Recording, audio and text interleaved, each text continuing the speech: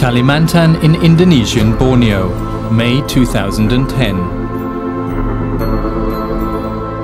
The environmental activist Nordin is on a journey to save the last remaining rainforests.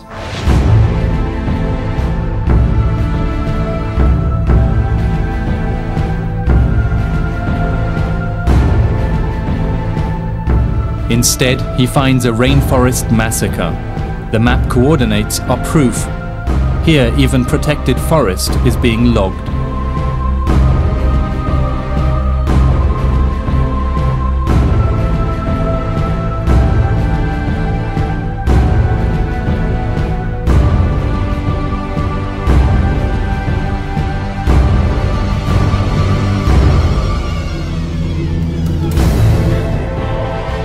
The Wilmar Corporation of Singapore is behind the clear-cutting.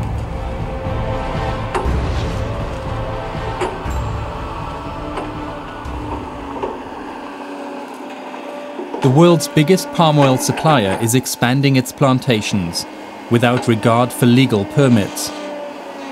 In central Kalimantan alone, Wilmar has bought the concessions for more than 300,000 hectares of land. The company likes to present itself as a role model when it comes to sustainability and environmental protection.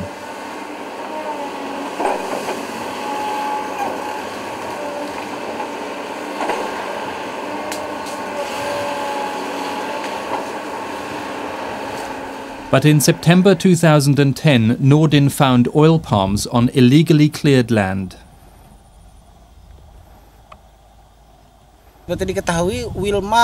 Many of the areas leased by Wilmar are right in the middle of the rainforest. And here we have an example of how the company cleared land illegally and then immediately planted oil palms.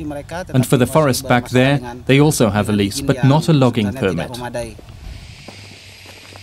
This one oil palm clearing alone measures 14,000 hectares. The forest measures just 80 hectares. This is high conservation value forest that no one is allowed to enter, say the signs posted here by Wilmar. But even the workers admit that Wilmar is no climate protector.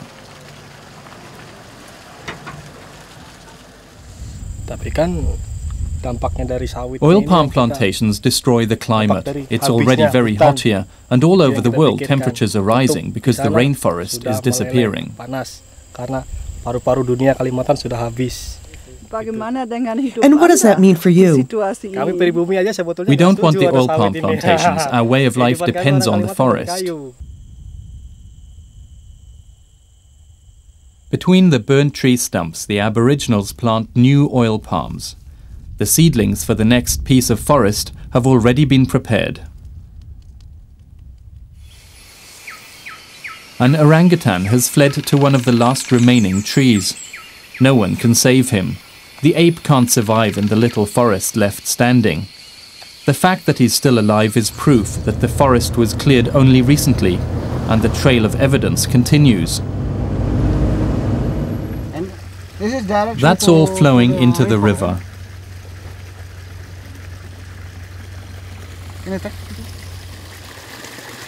Nordin's search turns up proof of more crimes against nature. All the streams and smaller rivers here are contaminated with a reddish-brown liquid that stinks, waste from the production of palm oil.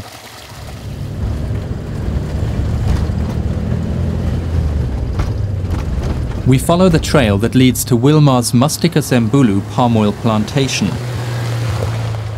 In central Kalimantan alone, the corporation has 18 subsidiaries.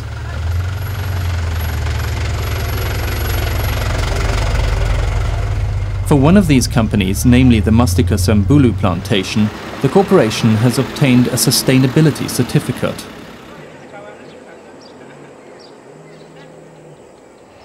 This means that Wilmar is able to sell 360,000 tons of certified palm oil for higher prices on the European market. The certificate is everything. After all, who can say for sure which palm nuts came from which plantation? The nuts have to be processed as quickly as possible. The fresher they are, the more oil they give. The mills run 24 hours a day. Everything ends up on the same conveyor, even nuts from illegally cleared land. The waste is meant to be used as fertilizer. but in reality the majority of it is simply dumped. The only sustainable thing about Wilmar palm oil seems to be environmental destruction. Despite this, they've got a certificate, a greenwashed pack of lies.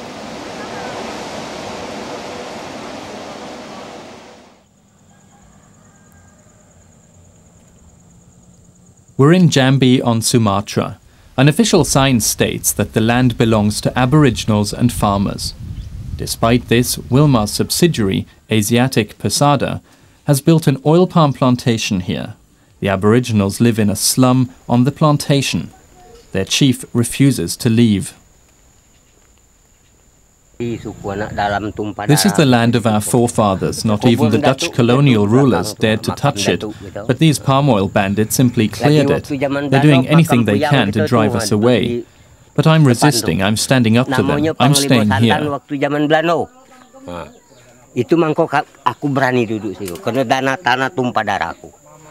At the World Bank conference, Wilmar said everyone would receive compensation. That's a lie. I haven't received anything, not one thing.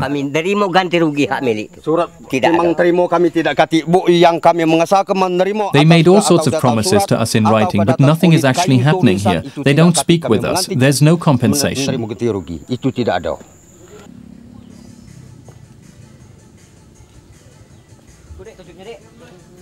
In order to survive, the people pick the palm nuts that are growing on their land and try to sell them. It's their good right to do so, but the corporation employs their own sheriffs to police the people.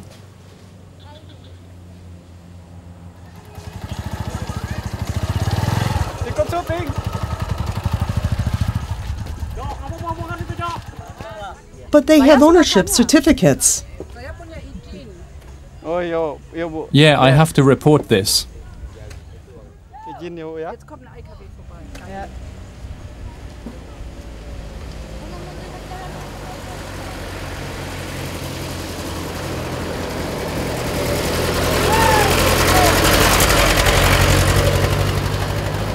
Dia tu buat macam ini. Setelah dia itu istilahnya buat kebun sawit di sini, dibagi ke suku anak dalam di sini.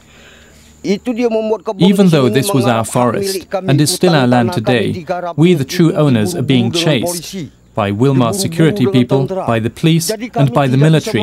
They threaten us with weapons. They treat us like prisoners.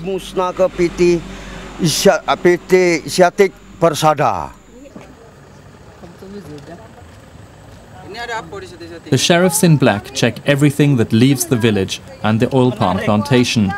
Wilmar rules its territory with its own laws.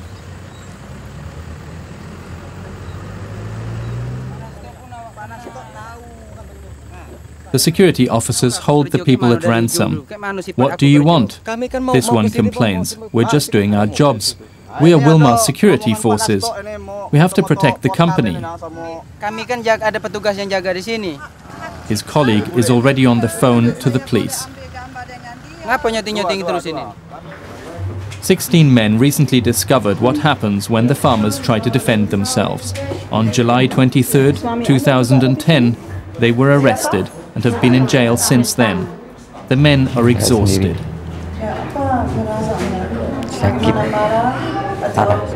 How are you? I'm sick. I can barely breathe anymore. Are you angry? Are you angry? Yes, and defeated, because I'm innocent.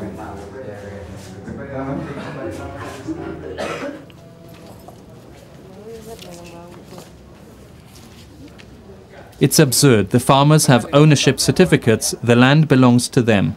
Despite this, they're accused of having stolen palm nuts. It's our right, the farmers say. It's Wilmar that should be on trial.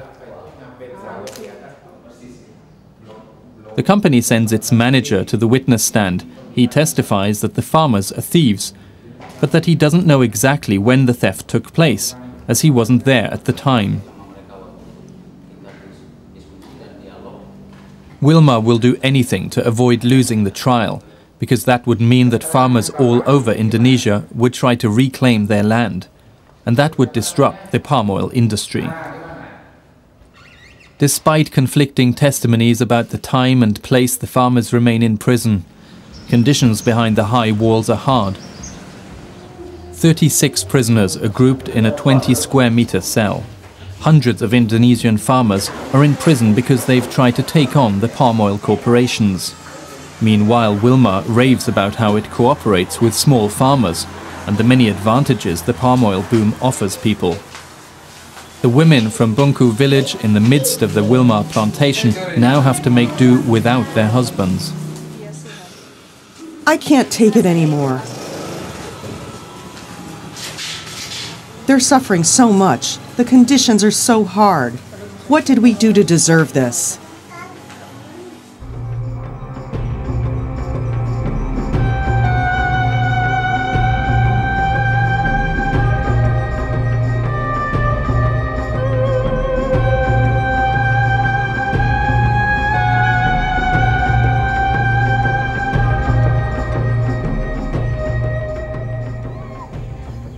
The villagers are terrorized by the palm oil firms on a daily basis. The village is surrounded by plantations. A small village forest where Miriam gathers rubber is all they have left.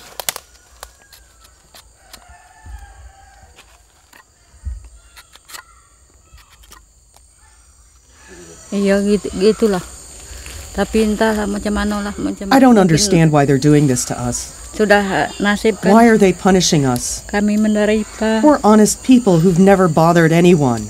Now we're like beggars. A fate that we and our children do not deserve. I don't know what's to become of our children now.